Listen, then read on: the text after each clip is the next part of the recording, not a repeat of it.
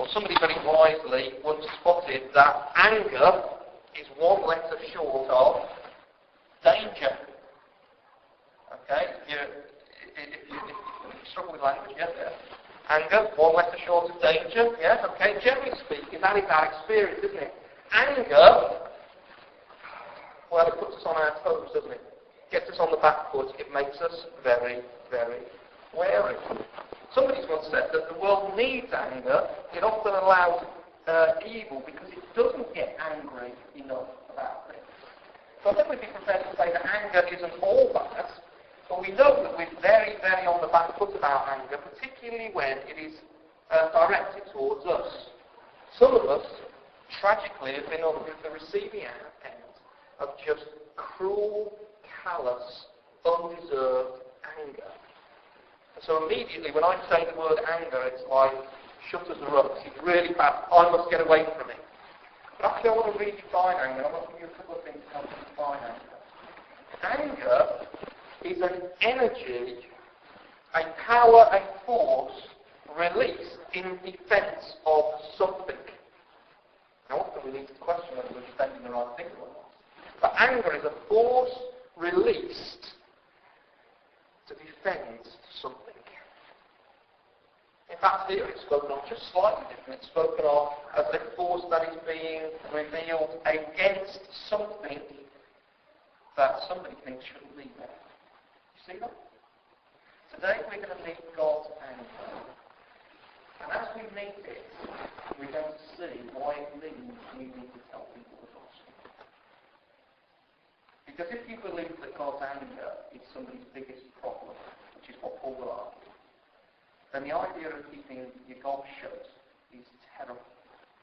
In fact, we talked about this in our fellowship group the other night. I don't know whether Matt touched on it last week when he opened this up. He talked about how Paul said he has got a debt to people to tell them the gospel. He said, hold on, why has he got a debt? Why does he owe it to them? Why does he have to tell them the gospel? It would be like this. It would be like saying, imagine somebody has got a little syringe full of the cure for cancer. Imagine that they said, right, I'm going to teach it to myself. And somebody turns and says, how dare you? You owe it to people to get it out to them. There's a moral debt upon you to get that thing out to people. The idea that you wouldn't get it out to people is just monstrous and utterly terrible. What we're about to find here is to be ashamed of us. Because of the fact that God is angry. I'm really ashamed of the fact that God is angry. No, by the end of today, you will be proud of the fact that God is angry and against something more. So I've simply got two headings to unpack. The second one is slightly longer than the first one. The two headings are very simple. I want to try and take you through so you can understand the flow and the feel of what's going on here in Romans 1. The first heading is very simple. It is God is angry with our suppression of the truth about Him. And in a minute we're going to see the second title, which is God shows His anger now by giving us over to our desires. Okay, so there's two things. Here we go. The first one, God is angry with our suppression of the truth about Him. So God is angry towards something. He is releasing an energy in defense of something. He can't tolerate something. He is defending something. He is against somebody damaging something. And the question is what? Well, we found here that it is the suppression of the truth. But let's stop for a second. So it's group time. Because what I want to do now is ask what do people get angry about? What's they release their anger out? What gets their guilt? What yanks their chain? What causes their blood to boil? What things make people angry? Maybe in society, but what about in our own lives? What things make us angry? I'd like to turn to somebody nearby. I'll give you a minute just to list a few things. It's not going to be rocket science. It's going to be dead simple. Because most of you, at one point or another, in fact all of you, at one point or another, this week alone, have been angry at somebody or angry at something. So you are experts in anger because you exhibit it virtually every day of your life. And you get very angry when people get angry at you. So you know all about anger. So you've got half a minute to a minute now. List as many things as you can that make people angry. Are we ready? If you're not near somebody, get near somebody. Okay? Go.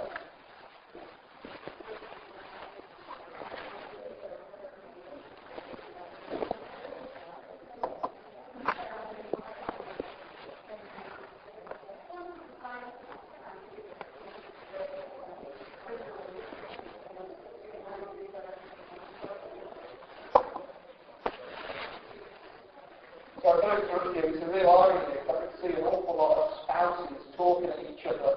Saying, what makes you angry? And I don't know the answer. Okay, anyway, let's carry on.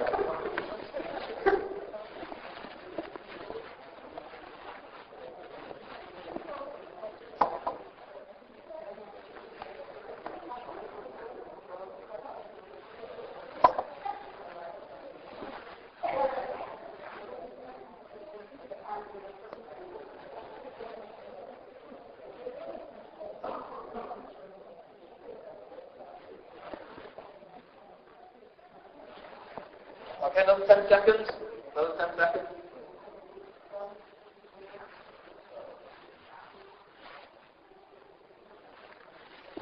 Okay, this might be difficult. Let's do a quick fire round. What sort of things make us angry? What sort of things do people get angry at? Come on, shout about it. Fast. Let's go. Carol starts off. Deceitful lies. Okay, brilliant. Good. What else? Injustice. I'm glad somebody said that. And that's the main thing. Ooh! It shouldn't be like that. That's the main thing we don't do it at our feet. Good work. Go ahead.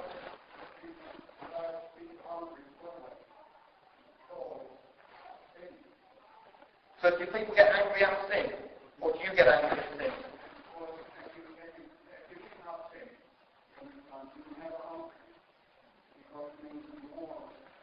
Oh no, but does God have sin?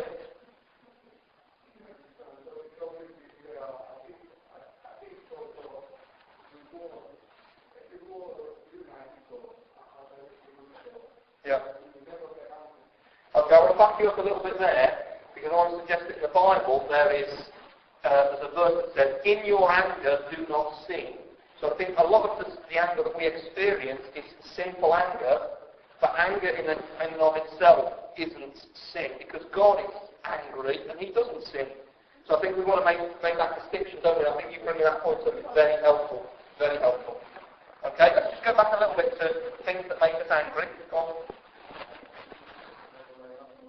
Brilliant, good, okay. Okay, what are they threatening? What are you defending? But yourself, okay. So I don't know if follow the same rules that I do because they think they are. It is what they do. Sitting in the middle lane, that's not right. Okay, good. What else? What else makes us angry?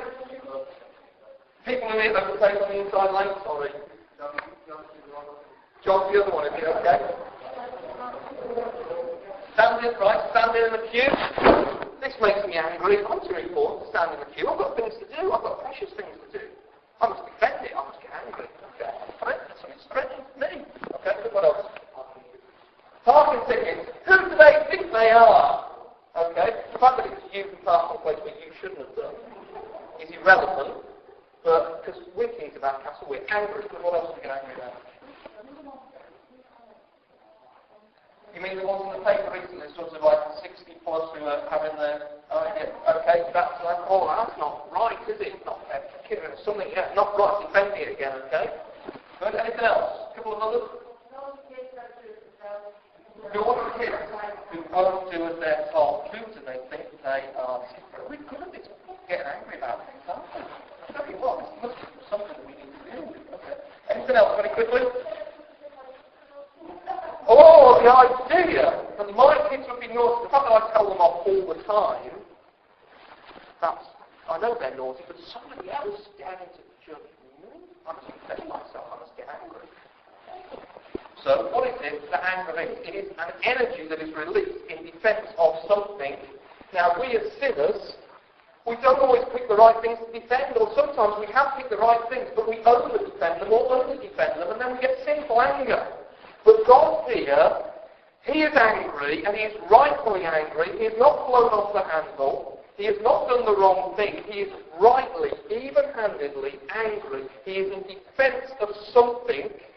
Something has been threatened, something He cannot tolerate. And what is it here that we find in verse 18? The wrath of God is being revealed from heaven against all the godlessness and wickedness of men who suppress the truth by their wickedness. He's angry that people suppress, push down the truth about who He is. There's a massive about who He is. There's a massive assumption here, and in fact, we know the truth. In fact, the verses here say that plain. It's clear. We can all see and know things about God.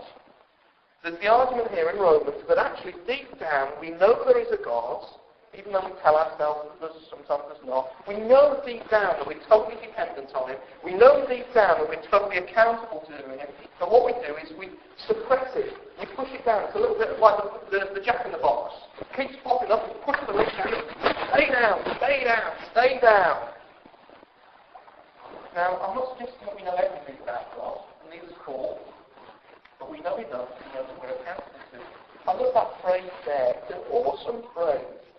Since what may be known about God is plain to them because God has made it plain to them. For since the creation of the world, God's invisible qualities, his eternal power and divine nature, have been clearly seen. You get that? Something that is invisible, and we also can't see God, but it's seen all around us. It's everywhere.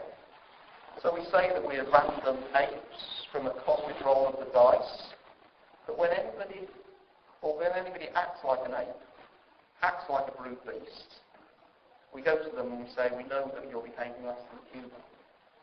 Because we know we're made by God. We're not just random. We say our choices are nothing more than chemical impulses, but then we talk to people as if, well, you ought to do that, you should do that, you know that. You know right and wrong. But if we're just chemicals, how can we know? How do we know that? So we may say that there is no God, but we live every day in a way that shows that we know there is a God. And it's a little bit worse than the Prison Break. I think Prison Break is awesome, thanks to Nathan. You know, there's a series of DVDs. There's a big cover-up.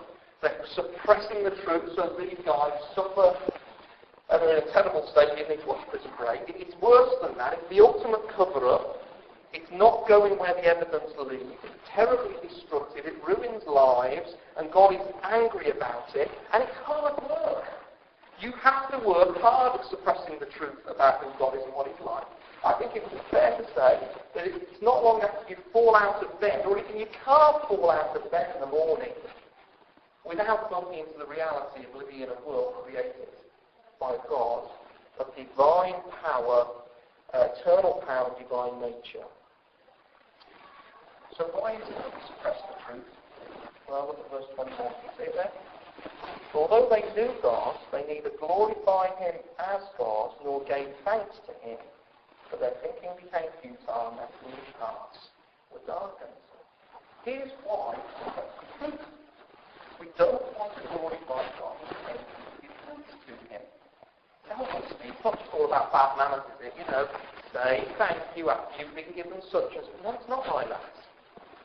It's a refusal to give thanks and express dependence. Now, it's a great time for me to confess something. Plagiarism. Do you know what plagiarism is? Copying. It's copying somebody's work and passing it off as your own. Yeah? Okay. It's intellectual property theft. Okay, I'll take the posh explanation of it. Plagiarism.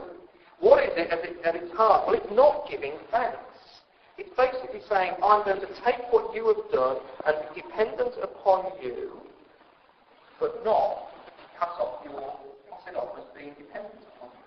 So I take this to this point. Most weeks, I put things into my message that I haven't come up with myself. Okay?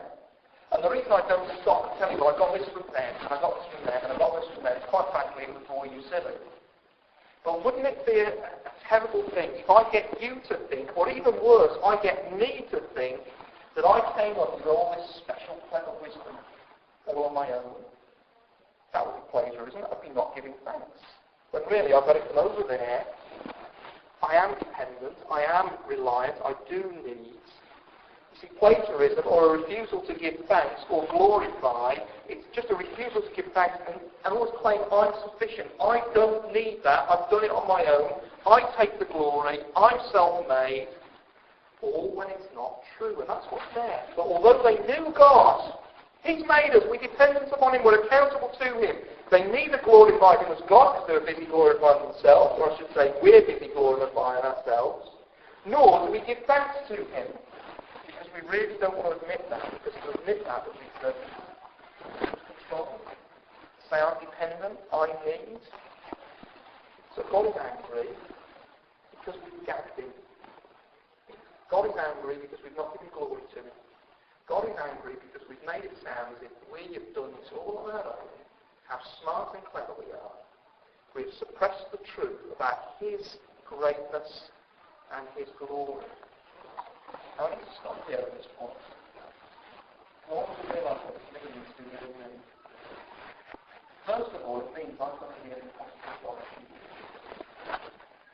Because Paul is asking that in your nature and mine, whenever you see the truth of God in the world around us, or you hear the truth of God in his word, what is your first instinct? Does it go like this?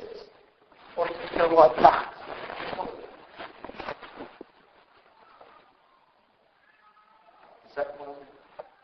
So immediately, I've got a hard job.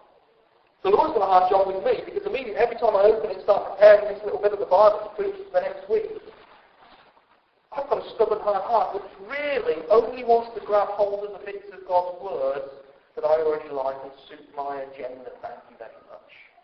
Actually, what I will do is I will try to suppress and push away God's truth as much as I can when it suits my ends. So things that we have success we get given us to futility and foolish hearts and hearts that become dark, and we'll try to justify almost anything. We'll say that the Lord is doing almost anything in our lives as long as it suits our purpose. But if it means I've got a near impossible job, we've got to be very cautious about how our hearts listen to this. The second thing it tells us here is that we can't fix this. A blind man can't find his own way to the truth. He needs to be led. He can't do it. He can't get that on his own. We can't fix this. If our problem is that we push and suppress God's truth away from us willingly, God is going to have to come back and get us back on track. We can't suddenly say, oh, I will start thinking clearly now. Because the process of suppressing his truth for so long has twisted our way of thinking, so we think wonky. We'll have to see. We can't put this right, even if we want to. So the question for us then is, what will God do? What will God's anger do in response to what we have done with his revelation and truth about what he likes? What will he do in anger? Are we stuck up the creek? Are we on death row? Well, I think we're all of those. So the second point is simply seeing what God will do. We'll try to do a bit of it. God shows his anger now by giving us over to our desires. God shows his anger now by giving us over to our desires, verses 24 through to 32. So, back to your group times, okay, you ready for this? If the first question I asked was what we get angry about, the second thing I want to ask you is how does our anger show itself? What do we do when we get angry? How do we defend things that are threatened? How do we do that? Okay? So, you've all been angry. You've all had people angry at you. You're experts. What do you do, or what do other people do when they get angry? Okay? 1 minute on that.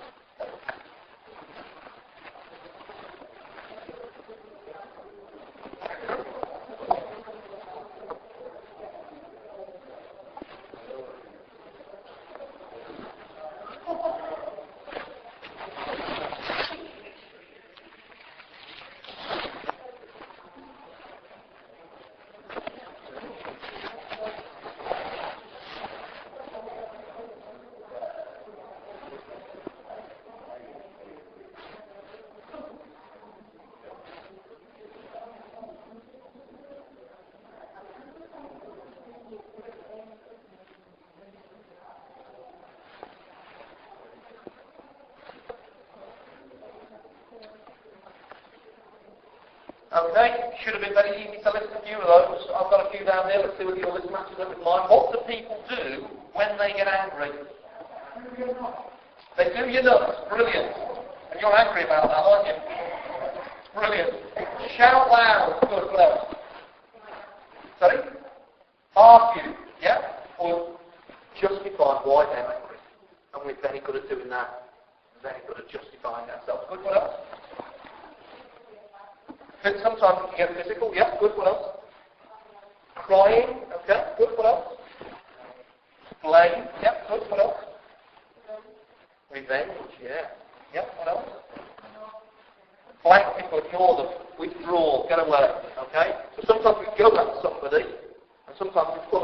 somebody, both of which can be used as a way of punishing them to get them to do what we think they should do or defend our interest, whatever that is. Okay, good. Anything else? Have a call now. Okay. No? This is good. We're going to meet how God gets angry. This is what God effectively means. Does God shout loud? Does he throw the ball? Does he smash plates? Does he say, I'm not talking to you? No. His anger, don't miss this, his anger is a redeeming anger. And that's what sets his anger apart from us. He said, I don't want to go around the house on this, but I want you to see this clearly. Whereas our anger is often purely to punish or to get people to comply to what we think we want. His anger, by nature, is a redeeming anger that opens the door to restoration. That's why we don't need to be ashamed of the gospel. So let me show you how. Okay, we see it here. Here we see he's proportionate and he's wise, wonderfully just, because what he says is when we suppress the truth about him and say we'll take the glory, we're independent, we'll do it our way, we'll choose what to worship and what to set our hearts on, we'll choose. When he says that, he says, okay. And he takes the brake off. You see, the safest place for any of us is to be near God with him restraining our ugly sinfulness, isn't it? And when we say, God lead, he says, okay. I wonder whether he starts to sweat as he does it. He says, I'll hand you over. I like this sentence. It's not my own. In anticipation of the final day of judgment, Paul says God abandons men and women to the immediate consequences of their rejection of God. See it there, read times in verse 24, 26 and 28. Therefore God gave them over. Verse 26. Because of this, God gave them over. Verse 28. Therefore, since they did not think it worthwhile to maintain the knowledge of God, he gave them over. And we'll see what he gave them over to in just a minute. But this is it. God is saying, in my redeeming anger, I'm going to give you over to what you have asked for. Isn't that totally just? We don't do that, do we? We punish with our anger. We really do. And we can be ugly. We're not proportionate. We go further than necessary just to make sure things are. But God is proportionate. And what he does is he hands people over to the consequence. His purpose in that correcting is punishment, but it's also in that hope that they will return. And we'll see that more over the next few weeks. Now, and as he hands us over, it's not in the sense of I'm not interested in you anymore. You can think that till you're toe the line. But it's in the sense of I'll let them go their own way. And I'm going to keep that door open. In fact, I'm going to let them go their own way in such a way that hopefully they'll see that that door is the thing they need more than anything else. So let's see this, because what he talks about here is he talks about what our exchange and God giving us over.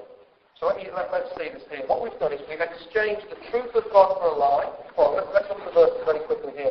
We can see that there's an exchange in verse 23. Verse 22 and 23. Although they exchanged, that they claimed to be wise, they became fools and exchanged the glory of God for images made to look like mortal man and birds and animals and reptiles. So you can see an exchange there. Then in verse 25, they exchanged the truth of God for a lie and worshipped and served created things rather than the Creator God, who's both praise. And then we've got the next exchange, which is, hold on, where's it gone? Oh, no, sorry, the exchange is written down twice in there. I've got them there.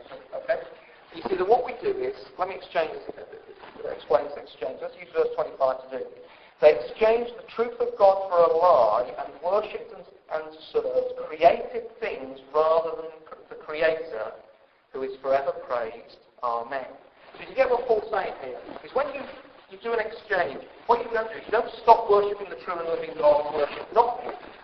You stop worshipping the true and living God, and then you will be worshipping something else. And whenever you exchange the true and living glorious God, that word glory means weighty, splendid, beautiful, good, fulfilling, hopeful. Oh, great God. You are always trading down when you do an exchange. Always. Okay, some of us fear that when we go and exchange our cars. Are we going to be getting a worse one than the one we do it without even fearing it. We just go straight off and we exchange the glory of God, the Creator, as the centre of our hope and heart, for something which He has merely created. There's no possibility of worshipping nothing. We have to live for something. Our imagination has to set its target on something or other. We have to have a high allegiance that we give to something. We have to have a resting place for our hope. Without getting that thing, we start to lose sleep. Perhaps it's conscious, perhaps it's unconscious. I'm guessing that people around you can see the things that you would set your heart on above the Lord better than you can. Because so often it's blinding, isn't it? We can't quite see. And so we might end up saying things like, I believe in God. We might sing the choruses with all that good stuff. That I'm a Christian. But through the week, the things that get you into your goat, the things that agitate you, the things that keep you awake at night, have got nothing to do with the gospel. They're often things that are centered in the here and now. And if you're wise and you start to think it through and learn your own heart, you see how it's because there's a dependency on things that are within the created world of God. It could be worry about, have I got enough money to pay the debt? If I don't have enough money to pay the debt side, I lose something that I treasure. Whether it's respect or whether it's choice, or whether it's dignity, whatever it is, I value those things. And so I'm up all night stressing how am I going to pay for that. Maybe it's in the midst of a relationship. And you're in some sort of relationship and something happens to threaten that or make you feel threatened within it. Kick and bite or punch or withdraw or shout or cry or do something because that thing is so big and important to you. Something within the created order that has taken the place of God because you believe it will give you what only God can give you.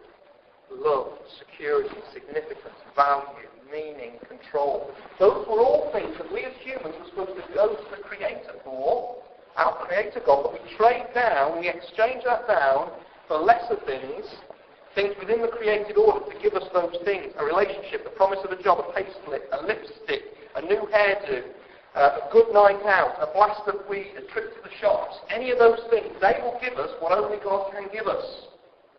And as we go to those things for what only God can give us, we become less human.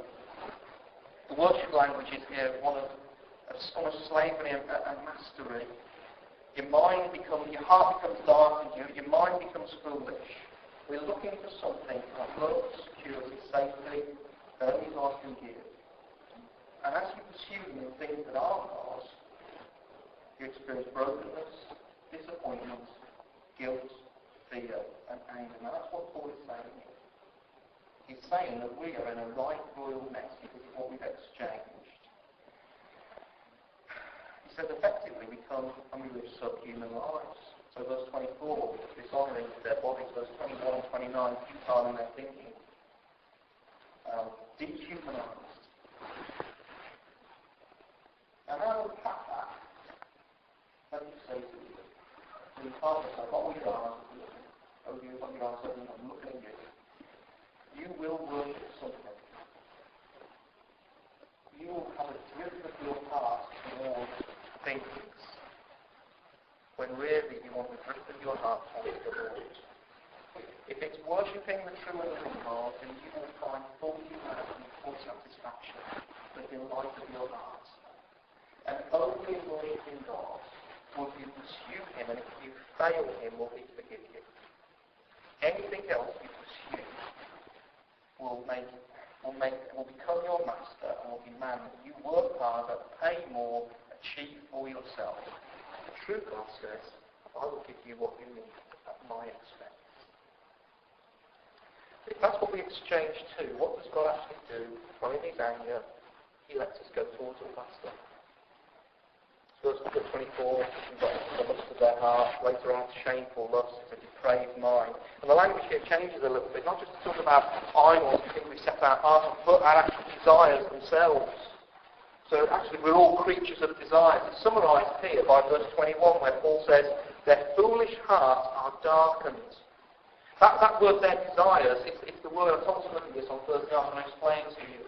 It's the word epithumia. Now, I'm not a Greek scholar, but I'll explain that. Epi, as in epicentre, something like an earthquake or something like that, the epicentre. And epithumia, the best translation, they put there, in this translation, they put stuff down like simple desires, simple passions, that kind of thing, which sort of carries a sexual overtone, which isn't wrong, but it's much bigger than that.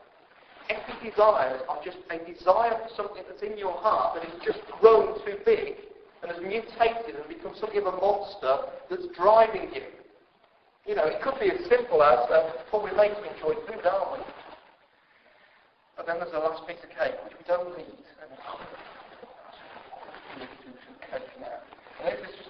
it's gone past the point of needing to be fed. You thought, I want the cake, I need the cake.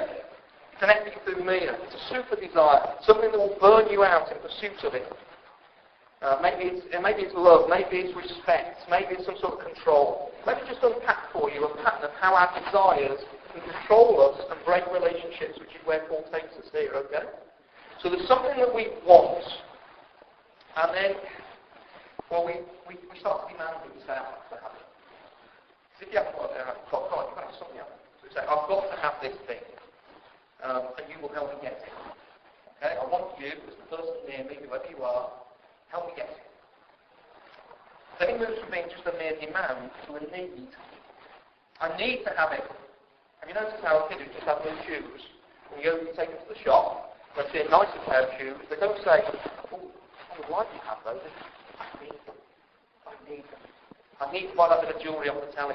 I need to get that extra book that will look nice on my bookshelf. I need a foreign holiday. I can't handle it unless I have a foreign holiday. I can't get through the year. I need it. I must have it.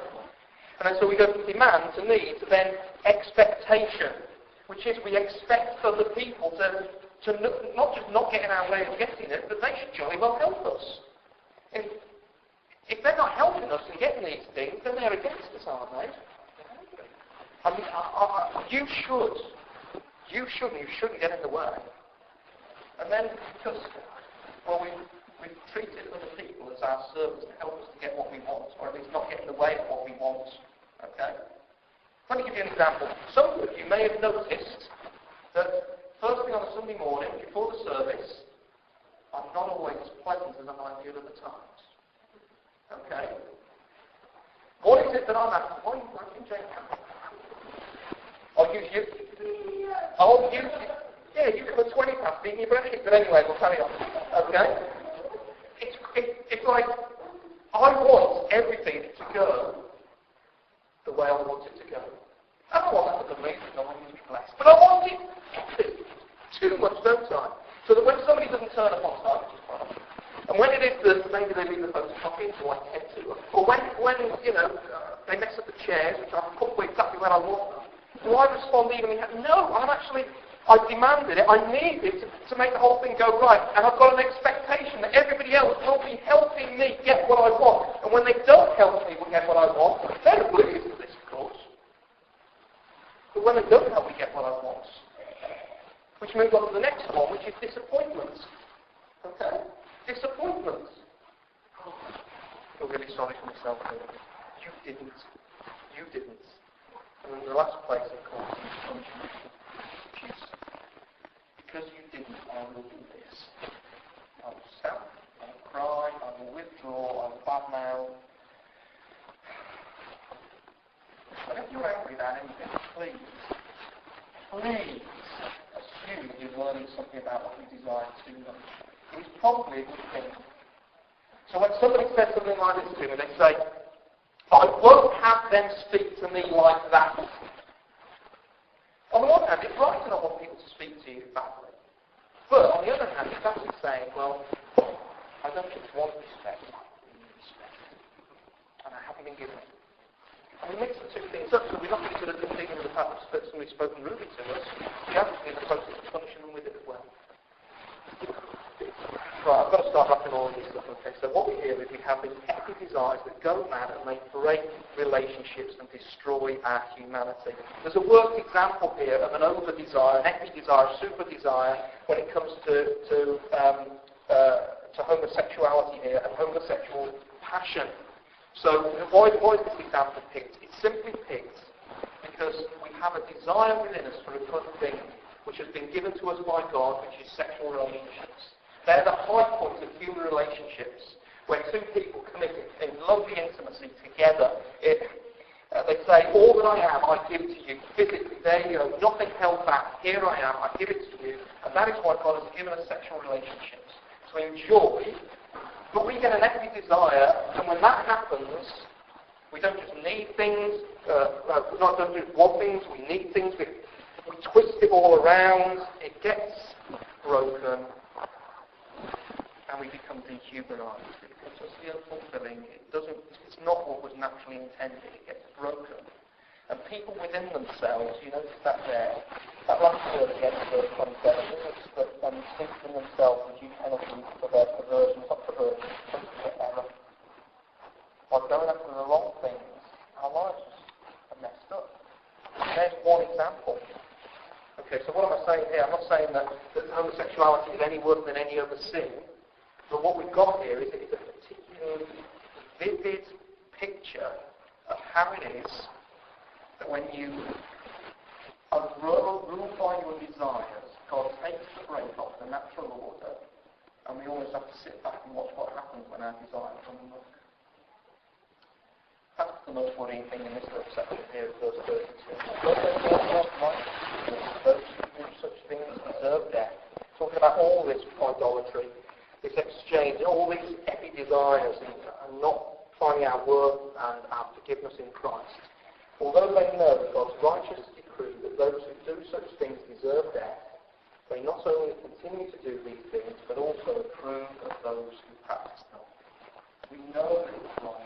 We set God's given us a conscience. And sometimes to dull our conscience, we will encourage others to do what we're doing wrong.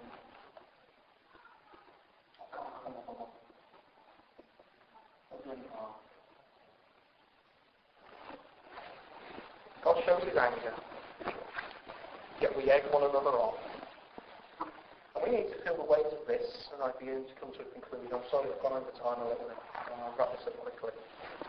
John Stott was a prominent Bible scholar. He said the best ally for us here is the fact that God gives us a conscience. If what we've been talking about here today doesn't worry you, or if you're, if you're not offended, then I think you should be worried. But we also need to feel the weight of this, because if we keep quiet about this, then we're losing their brokenness. It's worse than that in living people to the fact that God is angry with them. If you don't think your house is on fire, when the dude with the hose turns up and stands on your door, you'll think it's a crackpot. If you think that the biggest problem you face is that your moral report is not as good as you could be, then you'll just try harder. If you think that you've broken the rules, then the thing that you try to do is you try to keep the rules. If you think it's merely that you're ignorant and that's the problem, then you'll say, education, that'll fix it all. If we just know a bit better, then we're going to fix this one. But if God's anger is the problem, then we can't fix that. We need Him to fix that. And that's our hope here, isn't it? Look one more time at God's anger. Think about it. God could have blitzed us. I remember having this realization when I first started studying Romans about 12, 13 years ago. And I was like, why haven't you blitzed us, Lord? Why haven't you just with us? It says in the Bible that it's by the ongoing thoughts of his mind, every instance, that this universe doesn't implode. So he actively, every second, decides to keep planet Earth moving, to keep the chair that your books are sitting on now from collapsing. He holds it up at this second. I said, Lord, why don't you just stop? And he doesn't. Because he's always loving. See, the Bible tells us that God is love. Always. Never stops. He's anger is not what he always is. His anger only happens when he is provoked. You see that? So it even means that his anger must sit under his love. He cannot be angry without simultaneously being totally loving at the same time. He's a genius. And this is where we need to tie it up to. Because you and I, we need to see the window of opportunity that we have got. It was Oscar Wilde that he lived a prominent writer, but also the fact that he was a prominent libertarian who lived a crazy mad life. And towards the end of his life, he said, when the gods want to punish us, they answer our prayers. You see that? He spotted the epithumia. He knew from his own life that he'd given himself to all his epithumia, his own desires, and it had wrecked him. He started at the end of his life, whether in place that there or wrote on a piece of paper and said, this is what I want. He went after it, and it started to kill him.